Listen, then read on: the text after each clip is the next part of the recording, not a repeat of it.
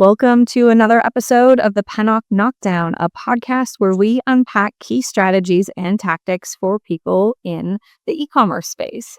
I'm really excited today to be joined by Adam Klausner. He is an innovative, hands-on operator with proven success delivering transformative and sustainable results.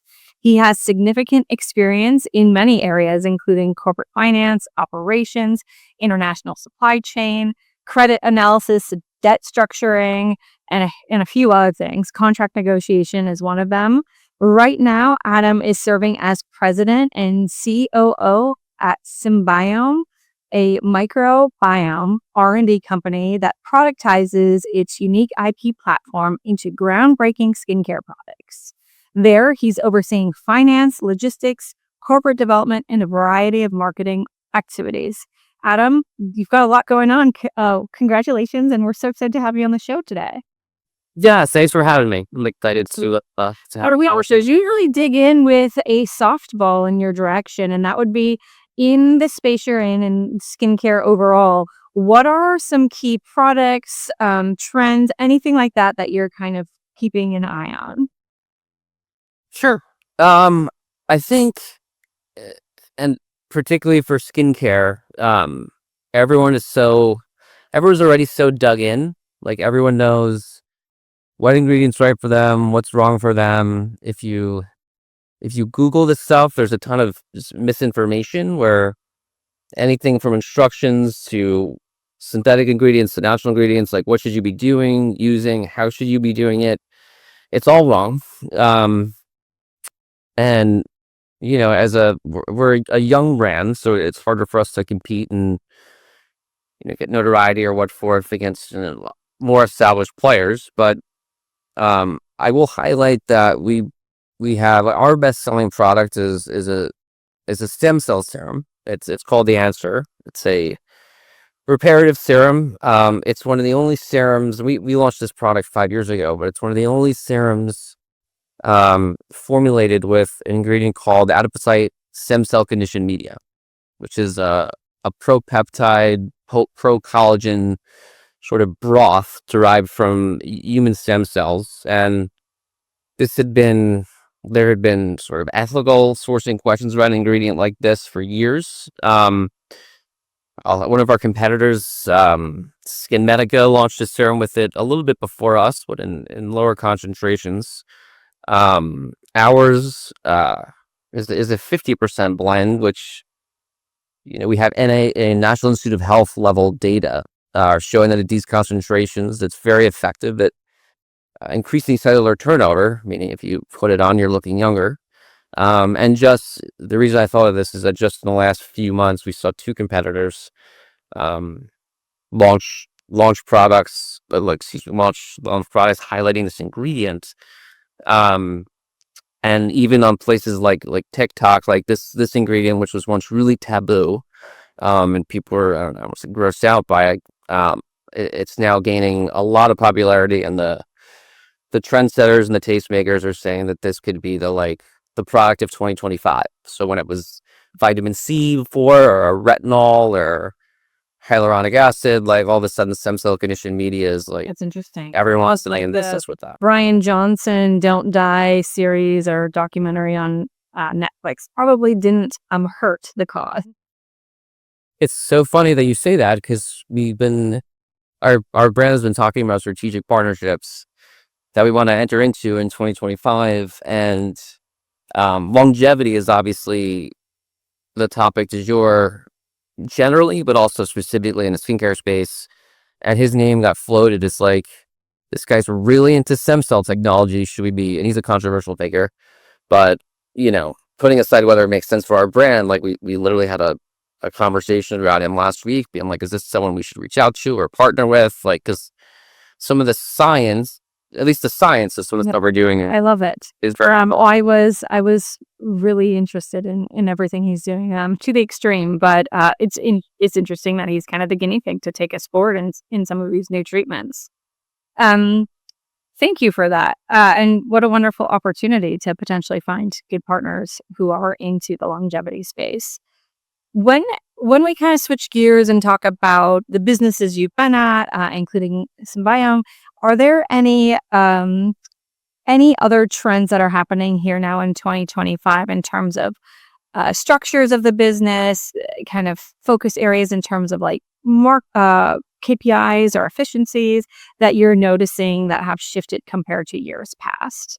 Not specifically, I would say, and we were talking about this before the podcast, but we're particularly focused. Everything we do is based on bottom line. And I would say it's become. I'd answer it this way. Um, a friend of mine and I launched a cosmetic tooling company business 10 years ago, in 2013. With a very little money and a proof of concept and an interesting makeup brush. And it was at a time when there was really no competition for DTC ads. It was when Facebook just showed you your feed chronologically, right? There was no algorithm. It was like they want to see this, they don't want to see this. They didn't prioritize people over brands or vice versa. Like influencers like had no idea that they could monetize their following. And for us, we were a little lucky. The timing was good. The product was good. We were able to scale very quickly and very easily with very little capital.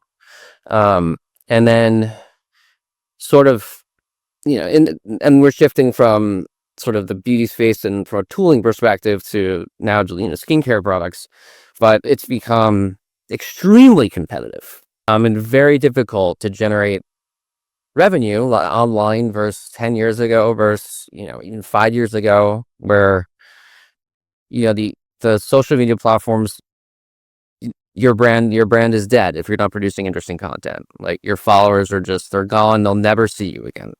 And you're running ads. You've got to be running, a dozen ads at a time, and some are going to work and some are not. And maybe you know why they work and maybe you don't. And who are these customers that you're acquiring? And then can you reacquire them? Are they good for lifetime value? Are they one and done? So, and we've been in these trenches for like 4 years, and it's not getting any easier. And there's more entrants to the market, and the bigger players are getting more defensive. And from a PE perspective, the buyout market isn't where it was. So whereas L'Oreal and Estee Lauder and Shiseido were like pretty active in acquiring pretty DTC homegrown businesses that they knew they couldn't start themselves, and absorbing them into their portfolios. Like maybe their balance sheets aren't as healthy as they used to be. So exiting is more of a challenge. So we've been really focused on moving as much of our business away from DTC as possible. So this started like a year ago with a deal we did with Dermstore, which is like one of the larger wholesalers in the country of selling skincare products, and that kind of gave us some credibility. And we went into Saks, and we did it in Macy's, and we're working on distribution, we're working on B2B partnerships, working on some other brick and mortar retailers. Because at the end of the day, like structurally, from the amount of effort it takes to generate revenue, like it's just so much more refreshing to have a call from Dermstore and say they sell all these products and they're placing a PO, and I ship it to them and I'm done. Versus the 500 touch points I need for one DTC. So overall, whether or not it's new for other brands, it's not new to you, that bottom line focus and just real profitability and contribution margin. And then a shift towards, for you guys, focusing heavier on brick and mortar and B2B rather than direct to consumer in terms. Yes. So everything we do, we like contribution margin, to your point, is it's the metric I care about the most, because my investors have told me it's the metric they care about the most. So everything we do, we manage the contribution. And just what I mean by that is revenue, less all the direct product costs, less all the indirect costs, like the cost to ship something or the mailer box, and less all variable marketing. So all the paid search you had to do to acquire that customer. And then the cost of like the agency or the in-house person that's doing that. Like if we can get to acceptable metrics, like as a percent of revenue there, then the business will work at scale. If not, maybe you shouldn't be in business. The hard reality. And what, while we say, because your brand is relatively new and you've done this earlier with, was it with Artis, okay, perfect. So you did the Artis, the early 2010 eras. What period of time, if a emerging brand is not able to hit a profitable contribution margin, would you kind of pack it up and assume this isn't going anywhere?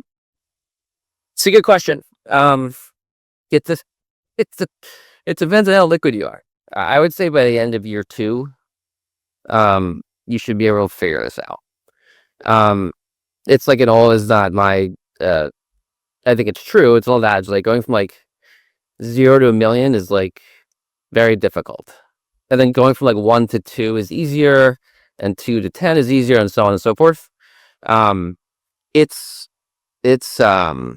really, really difficult to acquire new customers when they've never heard of you. I'm lucky enough to have a father-in-law who's like a very famous marketing professor, and he drills into my, and he's an advisor to our company, and he drills it into my head like at every chance he gets that like it's 4, 5, 6, 7, 8 touch points, across different mediums, whether they saw you in a magazine while like waiting to like buy groceries and they're on the line, or they saw you on TV or the internet or whatever. It's a million touch points, right? Like this is why there are testers at Sephora. Like people have to go, they have to see it, to touch, they have to go do research. So it's so difficult to acquire customers like on day one, unless you had some viral strategy, or unless you had celebrity attached to it that was going to convert. That like you got to give yourself some time to like generate enough awareness that people have seen you, and this is a real investment, right? This is a real investment of money and time. You got to give yourself enough time so people recognize you, so you even give yourself the chance where like people in a psychological position. So like here's my credit card, right? It's like you download an app for free, or like when the app's like 99 cents, even though you just paid like $5 for coffee, it's like now you're thinking about it. You're like, do I really need this app? Like we're selling a skincare product that's like $100, $150, $200. It's a big commitment, like regardless of like your household income. So, but I feel like by the end of year 2, you should really be able to figure out some sort of cadence where you could not only acquire customers, but I mean, if your products aren't good, you also shouldn't. Like I use our products I think that's our biggest strength. We have good products, and the thing I like about beauty is that it's replenishable. It's double daily use. So it's recurring revenue. It's like as close as you're going to get to a SaaS business, like while selling consumer products.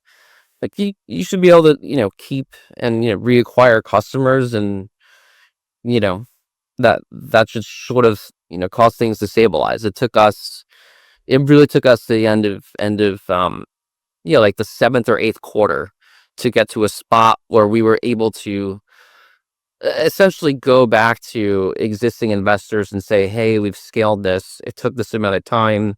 These are the things we've figured out. Like, do you want to re-up, or do you not think that this is something that's profitable? I go forward this. To your maybe least favorite lane with the DTC stuff and all of the expenses, touch points, how are you prioritizing effort towards new customer acquisition versus retention and like loyalty? Because it sounds like if the product has a lot of efficacy, there could be more squeeze from doing a really great job educating your existing customers to continue. Yeah, no, it's a great question. We haven't really gotten into the science behind our formulation technology and all that other stuff, but we have an extremely unique sort of value proposition in terms of how we formulate the ingredients we source, and kind of without getting into the whole story, the result is like a really efficacious product. It's a product that has an incredible UX. We're probably the only cream you'll see on the market that's made without heat. So putting aside, there's like no ingredient degradation in the oils that are blended with it, but they're all like they're all intact. Hmm.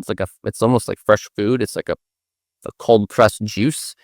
And it just feels, it's a different experience on your skin. The emulsifier creates an experience unlike any other product I've tried, and our customers sort of had the same feedback. At the same time, like the ingredients we use, no one's ever heard of. And our science doesn't make a ton of sense to people. So to your point, like we spend a lot of time in email marketing, and we spend a lot of time educating, potential new customers, and then re-educating existing customers to teach them about sort of our unique, R&D platform, and to keep them engaged, and to kind of remind them that like you can try something else, but it's we don't think it's going to be as good, but Well, here's why. You see, I snuck a lot of founding teams at brands, and I've never heard someone say my product has an incredible UX. So I love I love the user experience coming through as an acronym there. When you talk about like your customers coming back to you and saying like this is a very different product experience and validating that the UX is different, does that mean like when there are demos and stuff or going into a store like the Saks do you believe it's an easier sell experience when they're in brick and mortar and they get to feel it?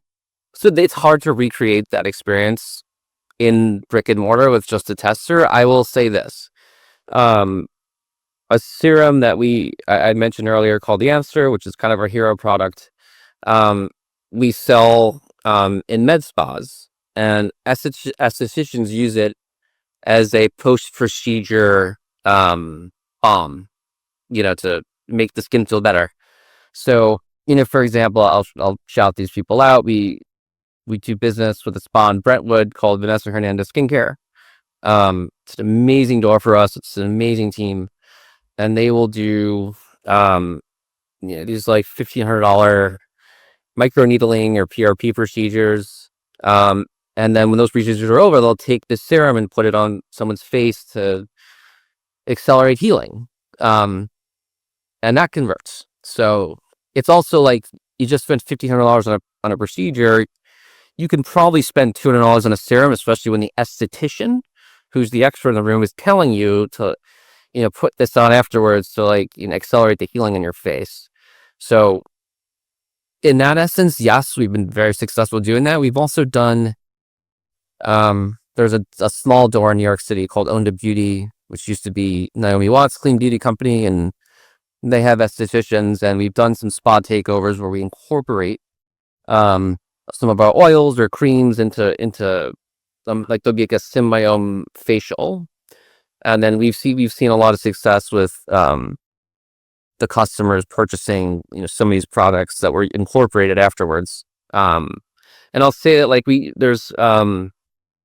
trying to make a push to be carried in Blue Mercury, and that's specifically because they now have 3 concept doors where there is an esthetician component to it. And I think the ability to incorporate our products into treatments will it will result in people purchasing them. So that's like the best door for us. Like you don't get that at Saks or at some of these other places, but something like that where we can really demonstrate the efficacy of the product and people can experience it. Well, and I do think sorry, my procedure skincare lane has seemed to widen quite a bit in recent years. So that's exciting to see you move into it. And then from like a marketing tactic perspective, geo-tagging some of the biggest skincares that match your ideal demo and targeting people entering and exiting those locations could be a really. We think that's our biggest opportunity. We're in the middle of launching with I don't know their name, but it's a family owned and operated distributor to med spas. They sell like 10,000 doors, and we're specifically targeting the strategy where it's like let's push this product. It makes a ton of sense in a med spa. Like let's have their estheticians use it. Let's see if people purchase it.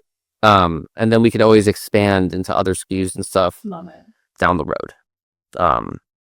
But this seems like a good place for it's unique to us. It's like a good place for us to hang out, not for everyone, but for us, and it took us like, Yeah.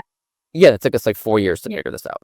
Like this wasn't. Well, it's about the Joe and the idea, and they want the destination, so I love it. Um, awesome. So, we kind of talked about the evolution of what's happened over the years, especially with, as much experience as you have had in so many parts of business, including marketing. When you're looking for new vendors or partners to help with different parts of the business, like what are you looking for these days? Have any of like the criteria points changed over the years in terms of what makes a good partner for you to bring into the business? Do you mean like? It could be, yeah, I mean, distributor you're choosing and how you chose them. It could be your PR firm, any kind of type of partner that you feel like speaking about. So everyone just has to be way more analytically driven, right? It used to be, and I'm not picking on PR agencies, but when we launched, it was like we hired an agency, and I think they're amazing. And it was just a given that we were going to spend 15-20K a month on this powerhouse PR firm, and they were going to put us in Vogue and get us all this earned media and this and that, without any attribution or any analytical results. I will say that we have a ton of earned media, and it's really set us up nicely where people know who we are, albeit at a high cost. Everything now is, I'm not interested in paying like huge fixed cost retainer contracts that are not tied to anything. Like we work with a few different partners now, some that have relationships with distributors, some with brick and mortar, and these are people that they wouldn't have worked with us when we were a baby, but now that because of all this PR, it's like a chicken and egg. Now that people knew who we are, and look, they try the products and they're like, these are better than anything else we're trying to sell into door XYZ. Um, you find people senior enough that have enough that have like a Rolodex that's substantial enough, like they don't care about you know a monthly retainer of X. They're like, we're getting commission, it's going to be this, and that's where the money is. Like that's why they're getting out of bed. Um, and then the other thing I'd say, which is um not really answering your question, but it's a thing we're working on this week. It's a forbid, is that like we're really trying to push the limits and understand better what we can use AI to do, from uh, like overtaking all creative, right? Like I'm in New York City. If you want to have a photo shoot, that's like one day. It's some PDP shots. It's a couple product shots together. There's not even like a hand model. It's just the studio and the photographer's time. It's $20,000, and there's it needs a creative director. You need the studio space. There's post production. It's a whole thing. Um, like we literally went to Ohio last year to save costs on a shoot. And then it wasn't as good. But and this is really accelerated for us in the last 2 to 3 months. But the stuff we're able to do now using some of these AI creative programs, where we can create texture shots, image shots, lifestyle shots, where you couldn't tell. I mean, you couldn't tell the difference that we're investing, I'll say, human capital and time in it to see if this can, we can just pivot away from some of these fixed cost things and take ownership over ourselves. And you think one of the things, at least from like uh, persona that is AI driven and kind of completely fictitious, it seems that customers are like, I think we might tire of this if we catch on to what's going on. Are you feeling anything like that? I mean, I'm assuming for product and PDP type photography, it's very different. Like you said, there's not even a hand involved in some of these. Do you feel like there's any risk, I guess, in going so hard into AI creation? Six. I think we'll find out. We're just like, there's a lot of other brands out there where we see some of the content they're creating, and they're creative, and we're like, we love this. We wish we looked more like that. And then it's like, we inquire with a creative agency, can you make this? And then it's we don't have the budget. So we got to be smart about it. And well, I think the answer is like, yes, I'm concerned, but like we test everything and we'll see. And if it takes us some time to create what we think are, you know, could be viral videos or images, and we push them through paid and organic social channels, like they're either going to resonate or not. And to your point, there's always fatigue. So even something that works this week is like it's not working. It has that one asset that's worked for like a half, and you're like, good God, can I take this one down? Like, I'm so tired of it. So yeah, it's funny. We had a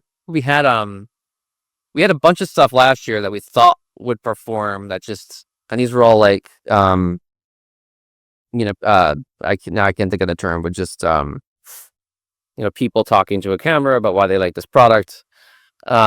And we thought some of the influencers were great, and nobody cared. And then we have this really talented girl on our team that like will go on TikTok and she'll get 1 million views. And then we'll take her script and give it to other people for them to make their own like UGC. That's why. And it doesn't work. Yeah. So it's the middle of the Wild West. So I do think the transformation of what social media has been over the years has been more or less positive. Like, one might say there's too many ad insertions, but as someone in the ad space, I can't complain about that. yeah, no, I agree. I mean, I also say this as like, I have a 7-year-old daughter she can have an iPhone when she's like 25. Like her school just banned phones through 12th grade because the kids are on I sound like an old whatever. The kids are on TikTok. They're not they're not there for each other. I love how our schools are aiming to do the same, at least for middle school. We haven't made it to high school age yet. When you were looking for your AI creative solutions, like any particular services or platforms that are notable to call out here? We're messing around with a program called ideogram.ai, like ideogram.ai, where we're able to make, and it's like, I'm not leading this effort. I have much smarter and more creative people than myself. But they figured out a way to do like beautiful renderings and product shots, and we're pitching a hotel chain to have our products sold in there. And we one of the things we're lucky about is that product development for us is very easy. We have an in-house scientific formulation team, so most brands, like skincare brands, will go to a co-backer and they'll say, make me a cream, and they have nothing to do with the formulation. Like, we make everything in-house, including like sourcing our own ingredients. So if you came to me or like, make me a hand cream, like we could do it later today. So like something that differentiates us from pitching to a hotel, for example, is like, we'll make something exclusive for you, right? And in this instance, it was a body lotion, because that seems like a nice, like, it's a 5-star hotel chain. You're taking a bath or whatever. There's aromatherapy candles, and you get out and there's like a really nice like body lotion. So like, we were able to like basically take images of like nice hotel rooms from this chain from across the world and sort of superimpose renderings of what our products could look like in their environment. And that was never something that like we didn't know how to do that like a month ago. So, and like, that was in the pitch, and we got feedback that was like, this is really cool. And it's like, okay, so at least for B2B purposes, it seems to be like, we brought the pitch to life in a way that cost no money, and that we probably couldn't have done without getting a hotel room in Midtown and bringing in lighting. Yeah, I know. That seems think it's a difficult, perfect use case for AI creative in your favor. So I love you pulling that one the whole way through to make it more tangible for us listening in. Adam, we're about to wrap here. My final question is really around, if you were to give your younger self advice about starting in this industry, in the line of work you've been in, what type of advice would you give yourself? I would say, this is what I say. I would say choose your partners very, very carefully. Um, I've had people I'm working with now that I couldn't live without, that I absolutely love. I have a wonderful lead investor that I could not function without. Like, we're like on the phone an hour, 2 hours a day, like, and we're talking everything through, like, minutiae detail.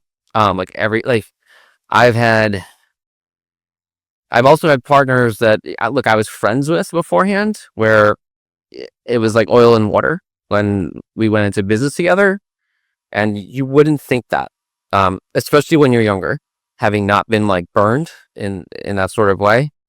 And I've also had investors that are just asleep at the wheel.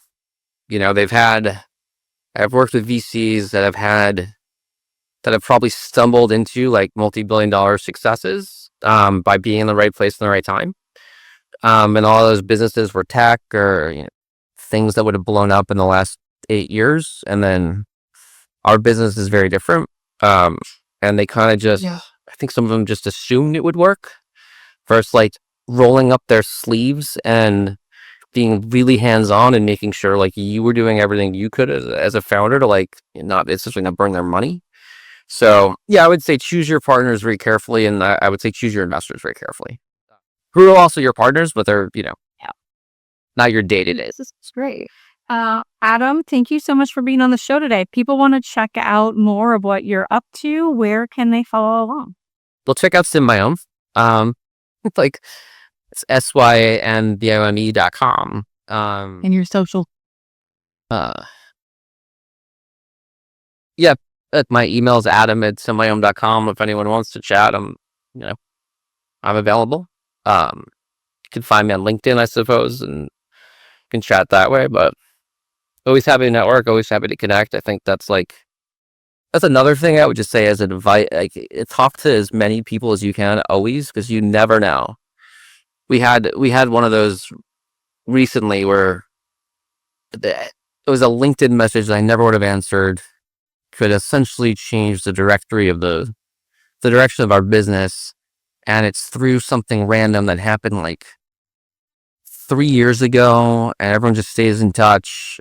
So you kind of never know. So I talk to everyone. Like, does it make sense?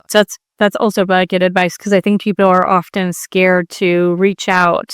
And worst cases, you don't get a response because the person's too busy, but that doesn't mean you should never bother them again, right? Like, maybe a second reach out can help. 100%. Yeah, no, Yeah. don't, spam All right. people within Well, I reason. appreciate the time today, Adam. I'm going to go ahead and wrap up here.